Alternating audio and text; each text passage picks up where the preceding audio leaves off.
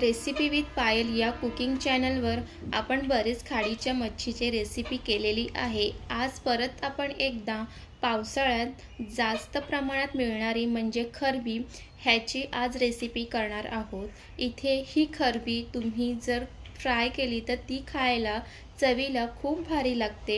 ह्याचं कालवण सुद्धा केलं जाते, पण आज आपण खरबी फ्रायची रेसिपी करणार आहोत। इथे ही खरबी घेतलेली आहे। आता पावसाळ्यात तर खरबी बाजारात मिळतेच आणि पावसाळ्यातच ह्या खरबीला खरी चव सुद्धा असते। आणि इथे तुम्ही बघू शकतात की प्रत्येक खरबीमध्ये गाभोळी भरलेली आहे आणि गाभोळी भरलेली खरबी फ्राय करून खायला खूप अतिशय चवीला भारी लागते। तर अशा पद्धतीने हे आणून कट करून घ्यायचं आहे।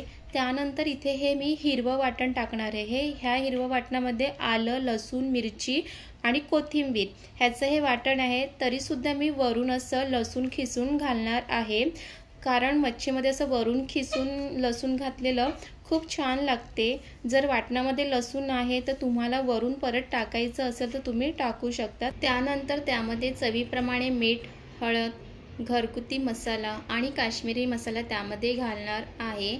घरगुती मसाला आपण आधीच वाटणामध्ये मिरचीही वापरली आहे, तर त्याप्रमाणेच त्यामध्ये मसाल्याचा वापर करायचा आहे।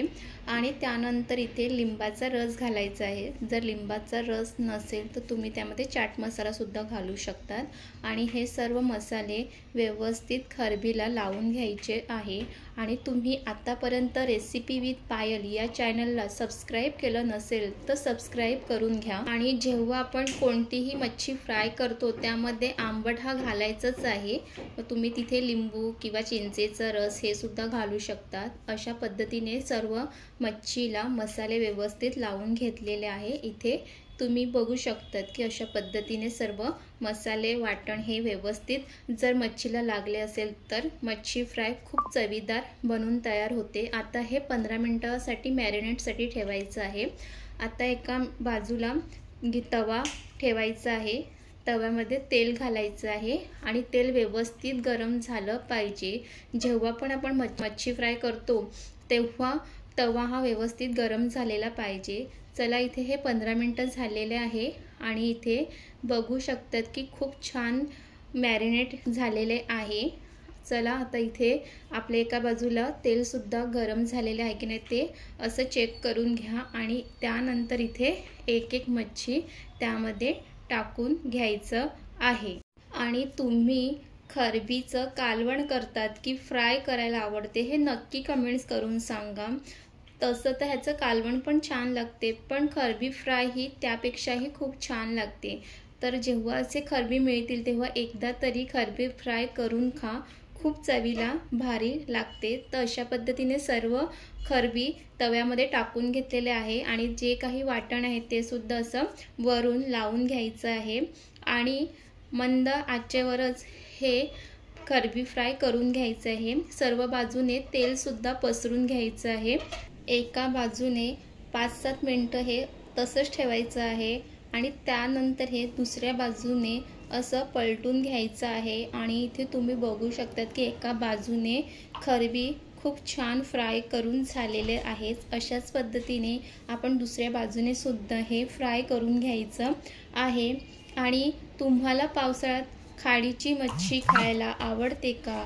आणि आता बाजारात जास्त करून खाडीचीच मच्छी ही मिळते, तर त्यामुळे आपल्याला पावसाळ्यात जास्तीत जास्त खाडीच्या मच्छीचा हा आनंद हा घेतलाच पाहिजे।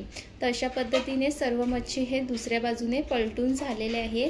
तसंच आता दुसऱ्या बाजूने सुद्धा एक 5-6 मिनिटं मंद आचेवरती हे फ्राय करून घ्यायचं आहे। आणि ह्यामध्ये आपण लिंबाचा रस घातल्यामुळे ह्या खरबीला खूप सुंदर असं आंबट चव ह्यामध्ये आलेली आहे। आणि त्यासोबतच ह्यामध्ये आपण हिरवं वाटण घातलेलं आहे, त्याचीही चव ह्या खरबीला आलेली आहे। तर त्यामुळे तुम्ही नक्कीच, जर हिरवं वाटण नसेल तर ह्यामध्ये आलं, लसूण, मिरची याचं हे वाटण घालायचंच आहे। आणि दुसऱ्या बाजूने सुद्धा खरबी खूप छान फ्राय झालेली आहे। आणि इथे बघू शकतात की खूप सुरेख असा रंग आलेला आहे आणि खूप असं कुरकुरीत असे हे फ्राय झालेले आहे। आणि तुम्हाला खाडीच्या मच्छीमध्ये सर्वात जास्त आवडती मच्छी कोणती हे नक्की कमेंट्स करून सांगा। त्यानंतर वरून अशी भरपूर कोथिंबीर घालायची आहे आणि इथे आपली खरबी फ्राय बनून तयार झालेली आहे। खूपच चवीला भारी झालेली आहे। तुम्ही सुद्धा नक्कीच एकदा अशा पद्धतीने खरबी फ्राय करून बघा, सगळ्यांनाच खूप आवडेल।